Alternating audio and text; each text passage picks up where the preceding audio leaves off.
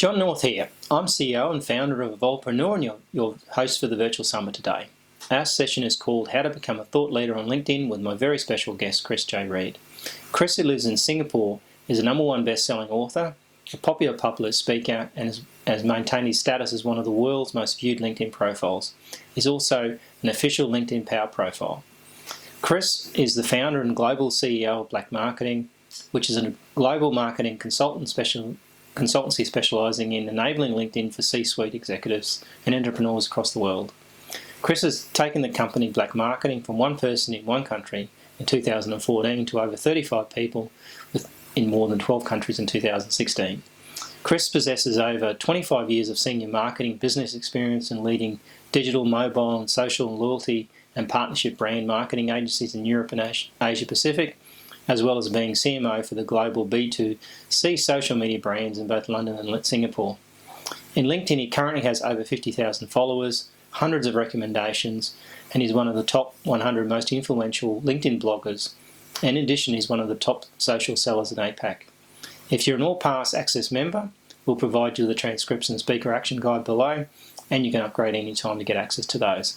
Okay, so welcome, Chris, to the virtual summit. I'm really excited to have you here. I want to can you give a bit of background on sort of where you are now, what you're doing in business on a day-to-day basis, and I guess what your business looks like now, because then we can go backwards into how you got there, but I want to have a bit of an idea of, like, it's the, they call it Talentino, where you actually started at the start and work your way backwards. Totally. I mean, Black Marketing is my business. I've had Black Marketing for over 3.5 years now. I started it in 2014. It's very much about LinkedIn. So we create LinkedIn branding, strategy, execution, content marketing for senior executives, CEOs, entrepreneurs, founders across the world. So currently, I'm here in sunny Sydney because I'm doing a series of talks about LinkedIn, educating the marketplace, evangelizing about LinkedIn, meeting potential clients, working with potential clients, working with actual clients to actually create and engage their marketing strategy on LinkedIn itself. So now the company is bigger than it's ever been. We're up to 25 staff. Based in Singapore, but I go around the world basically evangelizing about LinkedIn, talking about LinkedIn, talking about the benefits of LinkedIn to entrepreneurs, to founders, to C-suite, to CEOs, particularly of SMEs, how they use it for employer branding, personal branding, content marketing, thought leadership, and also new business generation. So this is what I'm currently doing in Sydney. 25 staff, are they all working out of your office, or are you virtual? They're all working out of the office. We're co-working. So we have a co-working space in Singapore, very much in tandem with the fact we employ lots of millennials, and they very much want to work as and when they want to work, but as long as they deal and work with the clients and satisfy the clients and deliver for the clients, I'm happy and they're happy.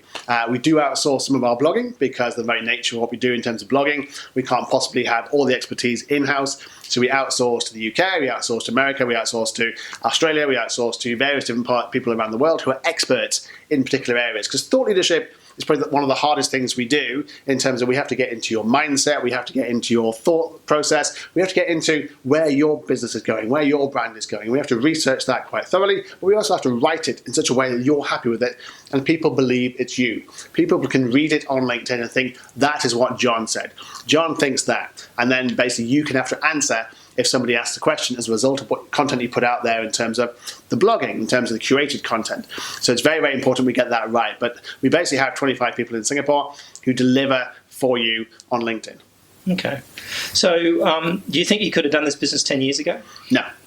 Because I think Clearly the cloud changed so much. Very much so. I mean, basically, a classic example is I left News Corporation in the UK, worked for the Times, the Sunday Times in the UK, very good job, #2 in terms of marketing, to go to a .com in 2000. Absolutely great timing. As the .coms crashed, and as September the 11th happened, I kind of joined a .com, and then everything obviously went kind of like completely down.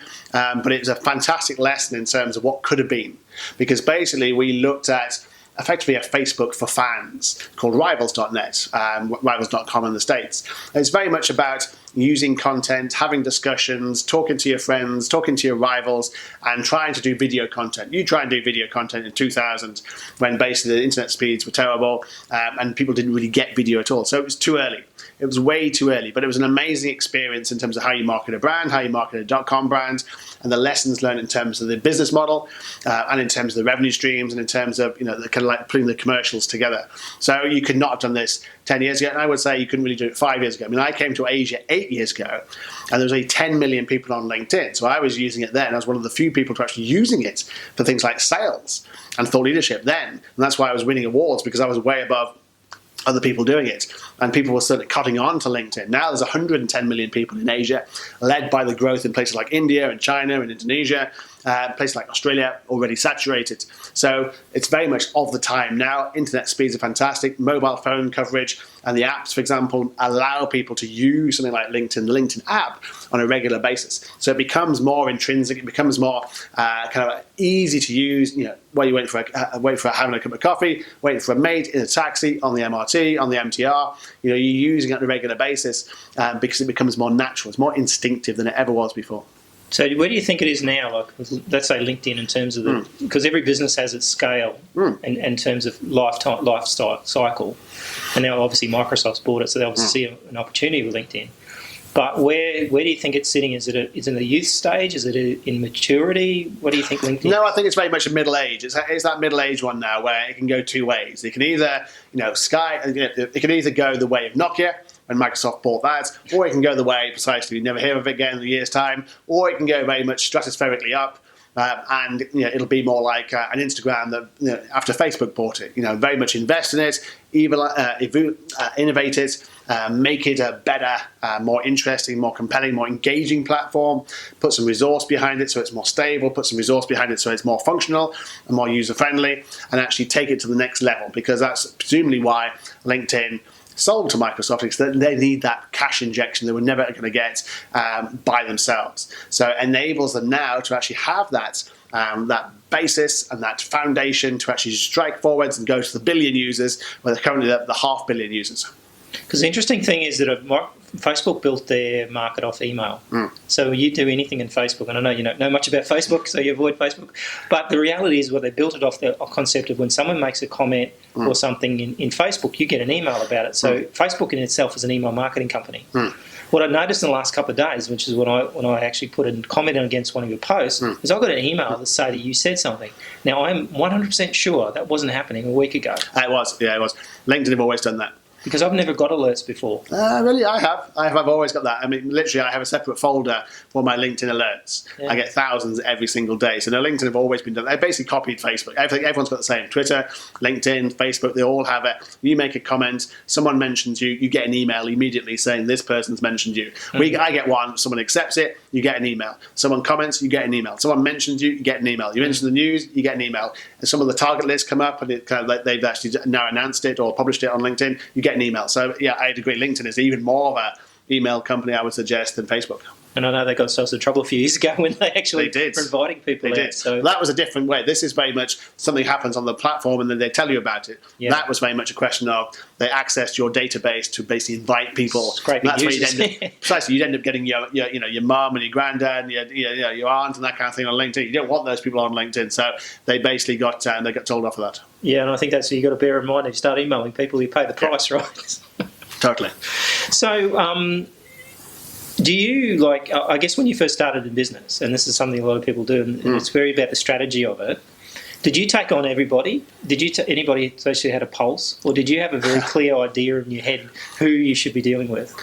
In terms of staff or in terms of clients? In terms of clients, staff are a whole different ballgame. I basically had several clients already lined up. So people are asking me to do training. People are asking me basically take over their LinkedIn profile. So I already knew I had a business there. So I knew that as soon as I announced it, and I started marketing it, I'd get even more clients. And then I started proving the model of how you could use LinkedIn and what the benefits were of using LinkedIn. I knew I'd get more. As soon as I started doing more evangelizing about it, started doing talks and blogging and thought leadership about it, I knew I'd get even more. So I knew there was a business model immediately. We were profitable from the first day. So you already, before you really started, you started off with some clients on your web. And that's something interesting because the clientele or the audience we're talking to are people who want to maybe start a business. or grow a business and that kind of thing. You should always be prepared to basically have the clients. I mean, when I first started my first business in the UK, as an entrepreneur then, I knew that basically my time at this .com was going to end at some point because it had gone through so many different changes and so many downsizing. I was literally the remaining member of the staff member when they merged the companies with another company. I was therefore knew my time was going to come along at some point and they're going to say, we don't need any marketing. So I knew that then I was going to start a company because I didn't want to work for anybody else. And if again, started a partnership marketing company. So I basically started sourcing companies, started sourcing clients whilst I was still basically working for the other company in preparation. And any wise entrepreneur